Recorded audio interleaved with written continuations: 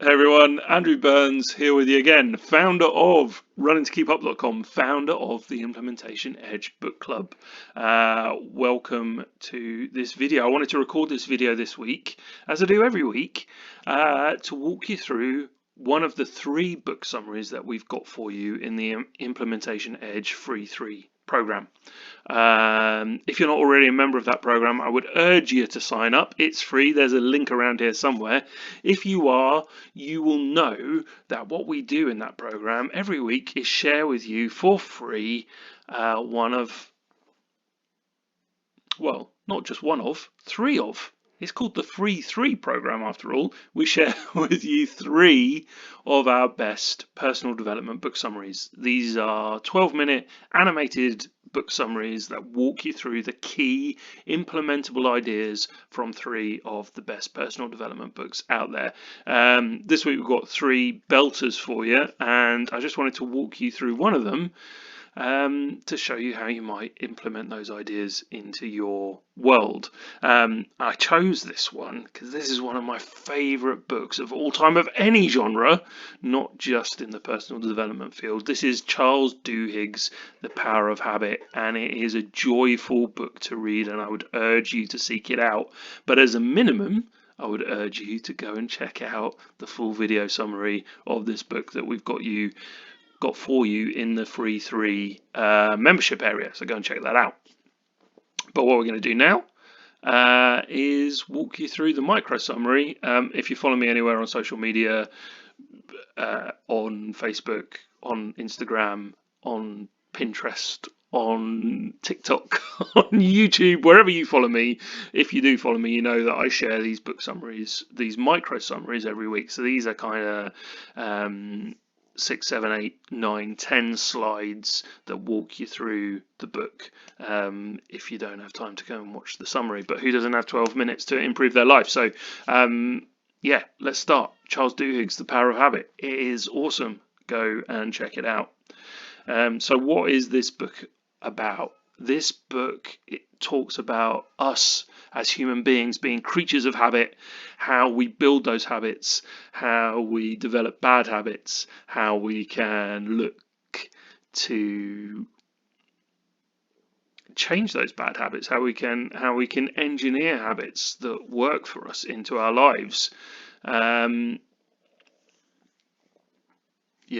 it's wonderful. Go and check it out. It's the book is packed full of science and wonder and incredible stories of human endeavor and fortitude, and it is a wonderful read. So I would highly recommend it.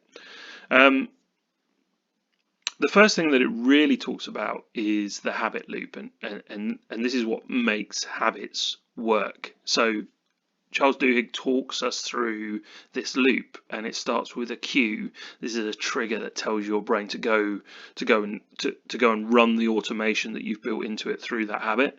It talks about the routine. So this is the actual behavior, the actual visible thing that we do in order to fulfill that habit. And then it talks about the reward. So this is the reward, the emotion that this habit breathes into us in order to kind of groove it into our brain so that it becomes that automation. We've got to get a reward there. And so if we want to build a new habit into our world, what would that look like? Well, let's think about it just for a minute.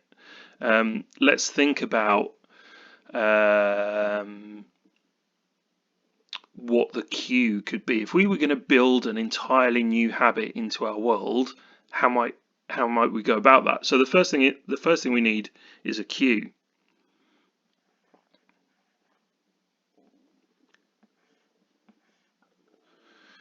And the cue can be anything, but it has to be something that happens spontaneously.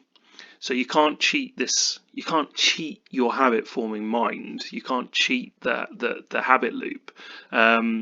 So when I first read this book, I had a go at building some kind of bespoke habits into my world, and I tried to involve a cue I tried to build it around a cue that I kind of engineered. So I looked at kind of when I run this particular program on my watch, on my Apple Watch, this is going to be the cue to lead me into the habit. But what that means is that you've got to build a habit in order to run the cue to build your habit. It doesn't work. So the cue needs to be something that happens spontaneously, that is going to happen anyway. So something like walking through a doorway, or sitting down at your desk, or switching on the light, or swiping up on your phone, or something that happens spontaneously that you can then build a behavior around. So the cue has to be a spontaneous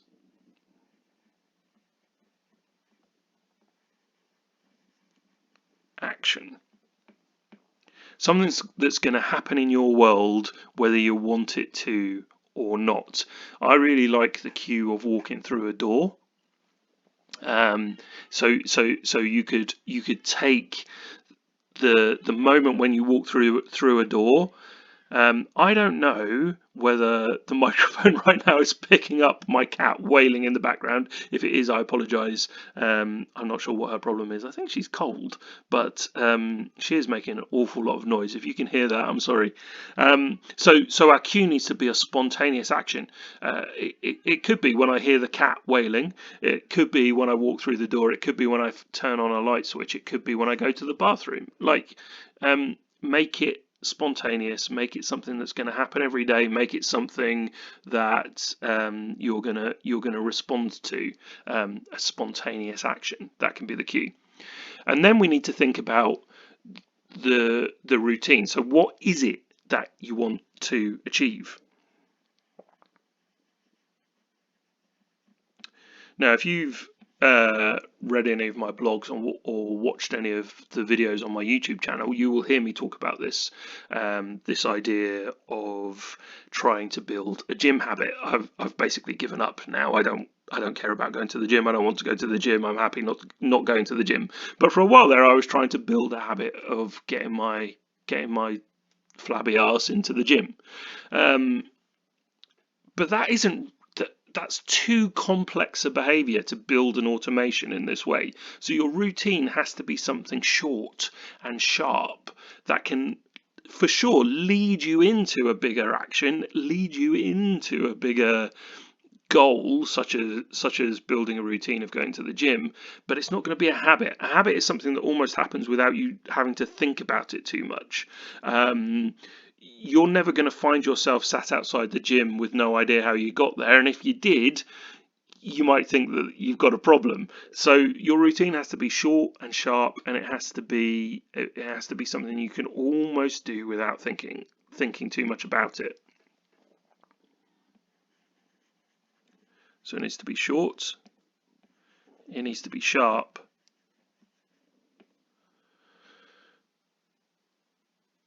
and it needs to be something that can become unconscious. Now, we're all familiar with things in our world that become unconscious. Again, on my blog or on my YouTube channel, I talk about a game that I play with my kids called Yellow Car Punch. When we're on a long journey, we're all on the lookout for yellow cars, and if you see one, you yell "Yellow Car Punch." I think originally you were meant to punch the other passengers in the car to let them know that you had spotted the yellow car first. That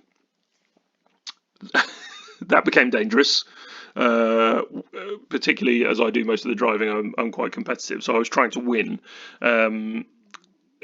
So we stopped that. But what I found myself doing is, even when I'm alone in the car, spotting yellow cars, even going so far as to yell "Yellow Car Punch" when I'm on my own in the car. This isn't a boastful moment for me. This isn't a prideful moment, but it's true. somehow spotting yellow cars became habitual, became automatic. I'm not in control of it, but if I see a yellow car, I'm going to yell the yellow car punch. You know, I want to win. I want to beat my children at this unimportant game. So it needs to be something like that that can become unconscious. It can lead to a bigger outcome, to a bigger intention, but it has to be short and sharp and something that can become unconscious for you. Okay, let's go back to our micro summary. Here we are. I've deliberately not gone into the third aspect of the habit loop because this talks about the craving brain. So the craving brain is what amplifies your fledgling behavior into a habit.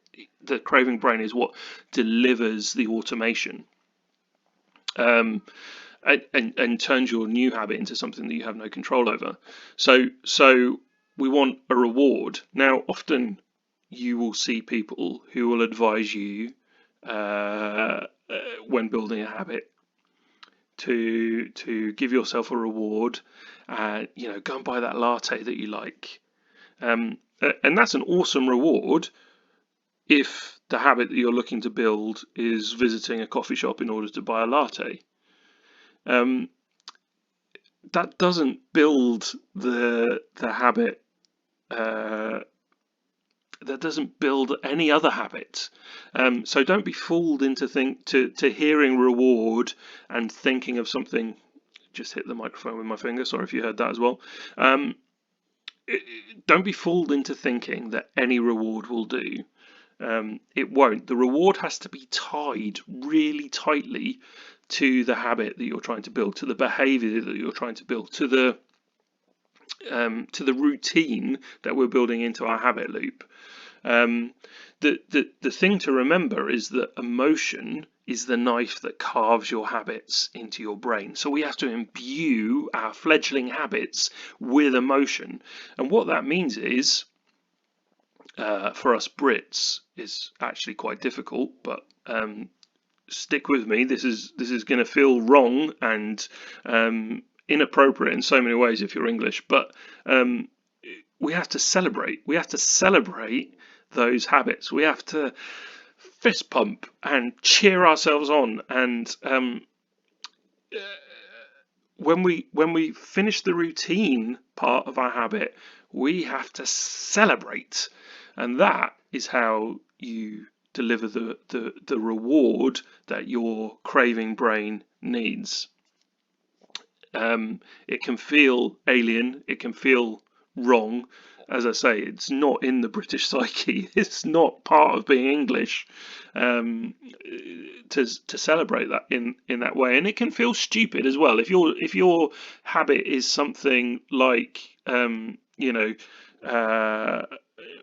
making sure that you address your calls as the first thing your phone calls that you have to make as the first thing you do in the morning because you hate making phone calls, and so you've got to get them out of the way. You want to build that into a habit. You sit down at your desk. First time you sit in your desk chair of a morning, you pick up your phone, and that is the habit that you're trying to build. When you pick up your phone, celebrating it like you've just won the first set of the Wimbledon final, it's gonna feel ridiculous.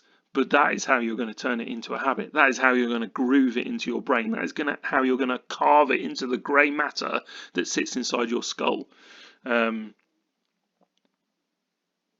So, the reward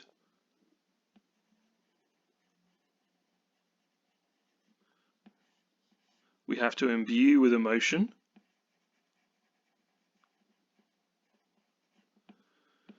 It has to be tied to our routine.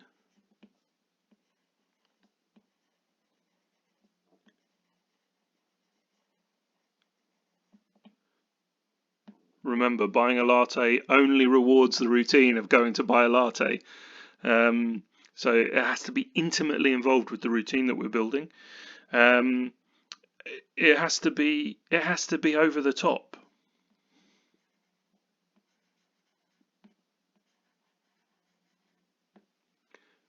It has to feel silly.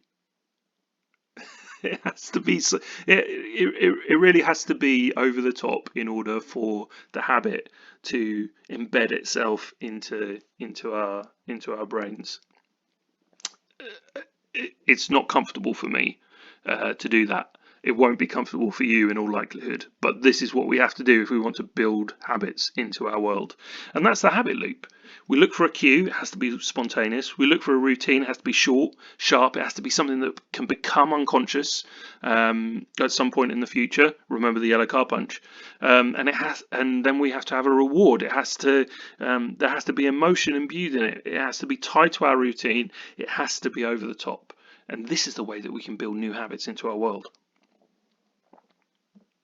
Okay. So that's how you build a new habit. What the power of habit also talks about is how we can change an existing habit.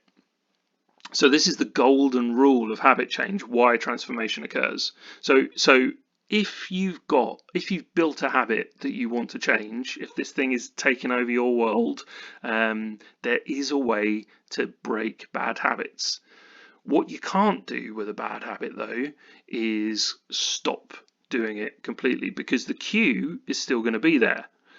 Whatever is cueing this bad habit is still going to happen, is still going to spontaneously occur. So what you need to do is change the routine that you implement in response to that cue. Let me give you an example. So right now it is January and I am in the middle of dry January. So I'm trying not to drink alcohol for the month of January. It's been going well. It is the 28th of January as I record this. So only a few more days to go. But the reason that I'm doing that is what I discovered was, so I do a lot of the cooking at home, most of the cooking. And when I am cooking dinner, I like to have a beer while I cook. It seems nice. It's a moment of tranquility in my day. I enjoy it. But what I found was that I was doing that every day. Every day when I came to cook dinner, I would crack open a beer and enjoy that tranquility every single day. And sometimes it wouldn't be just one, it would be two or three. So I wanted to embark on dry January, but I was still going to have to cook dinner. So the cue was still going to be there. So what I discovered was that, possibly you've discovered the same thing, there are some really good alcohol-free alternatives out there right now. Alcohol-free beers. So they taste convincingly like beer, but there's no alcohol. Now, I was under the impression that the reward of my drinking the reward of drinking a beer in the evening was in the delivery of alcohol. That tranquility, that relaxation in the evening while I cooked was associated with the alcohol that I was getting from that beer. I am staggered to discover that that is not the case. Drinking an alcohol-free beer, so an alternative, so changing the routine, so the cue is still there. I'm going to cook dinner. I want something to drink to enjoy this kind of tranquil moment in my day. It doesn't have to be alcohol. The routine of drinking an alcohol-free beer is still as satisfying. That moment of cracking open the can and pouring it into a glass, and the kind of, you know, the hoppy flavors and the carbonated liquid on my tongue, all of that still works even though there's no alcohol. It still works for me, which is really interesting and fascinating that I was able to replace that, what had become routine, with a new routine. And you know, I'm hopeful that even after January is over and I'm able to carry on drinking beer as and when I want, that I can still have that alcohol-free beer during the week, maybe, you know, and reduce my alcohol intake going forward. So yeah, the reward was nothing to do with the alcohol. The reward was in that moment of tranquility in my evening. And so this is how we can re-engineer old habits, recognize what the cue is.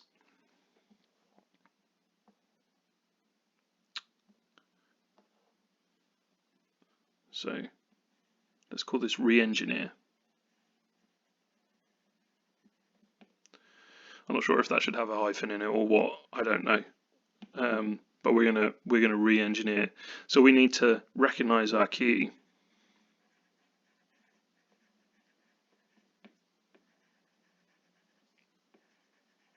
So in my dry January story, it is going to cook dinner. That's the cue. I'm in the kitchen. I'm cooking dinner. It's dark outside. That is a cue for me to crack open a beer. And then we need to replace the routine.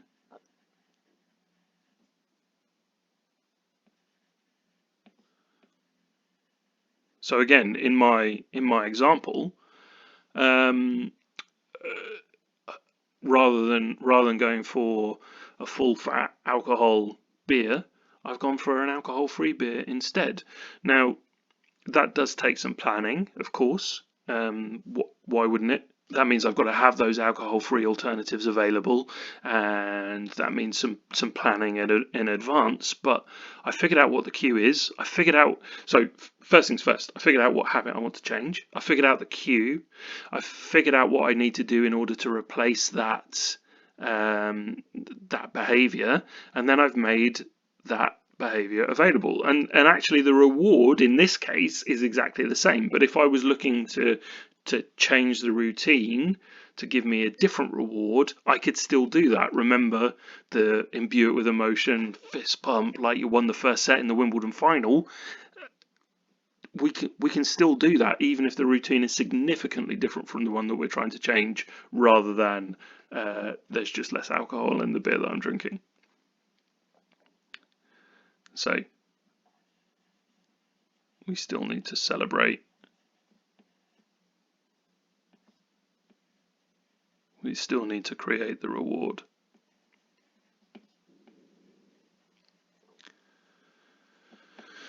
And by doing those things, we can take our bad habit and we can turn it into something that we're happy with by acknowledging the habit, recognizing the cue, changing the routine, acknowledging the need to imbue that habit with emotion.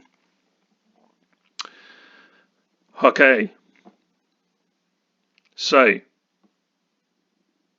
the last thing that I want to talk to you about in this micro summary is Keystone habits. So Keystone habits are a core piece of the Power of Habit book. These are small habits that we can all build, that if we focus on, they make all other habits much more likely to take hold. And there are lots of examples in the book. But for example, drinking less alcohol could be a keystone habit for me if I wanted to get fit.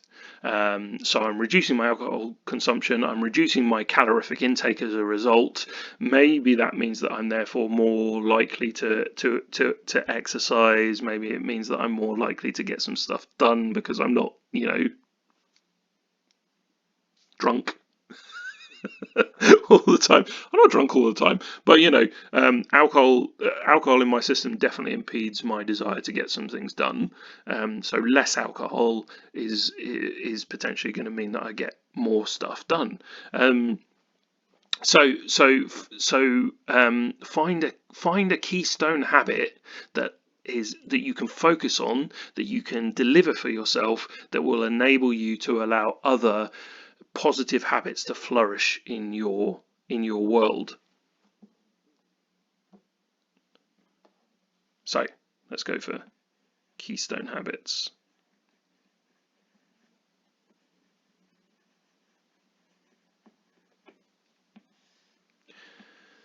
And the promise of Keystone Habits is immense, isn't it? Because what it does for us is it says build one habit, just build one habit, and the ripples that one habit is going to create, the waves that it's going to create, that you can now surf to a better you. Those waves are infinite. Those potential ways that you can improve your lot, improve your life, improve your work are infinite. So pick a habit. What's it going to be? And it should be something where you can imagine those ripples. You can see those waves that you're going to create by adopting that habit. So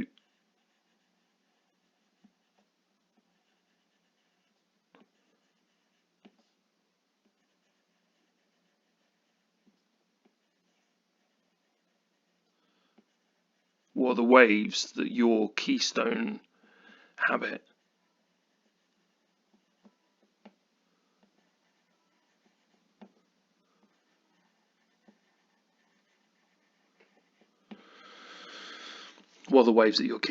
will produce?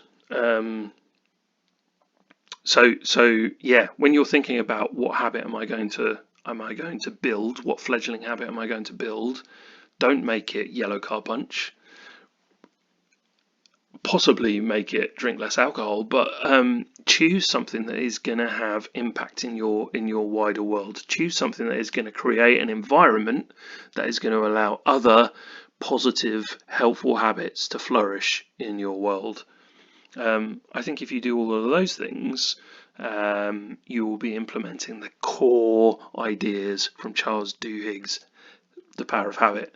And once you've done those things, I would recommend that you go and seek out the whole book. It's awesome. Go and check it out. It's one of my favorites. I hope you found that useful today. I will be back again next week to talk through one of our other micro summaries. In the meantime, enjoy the video summaries that we've got for you this week. If you're not already a free 3 member, go and sign up. Thanks for being here. Thanks for taking the time. I'll talk to you again soon.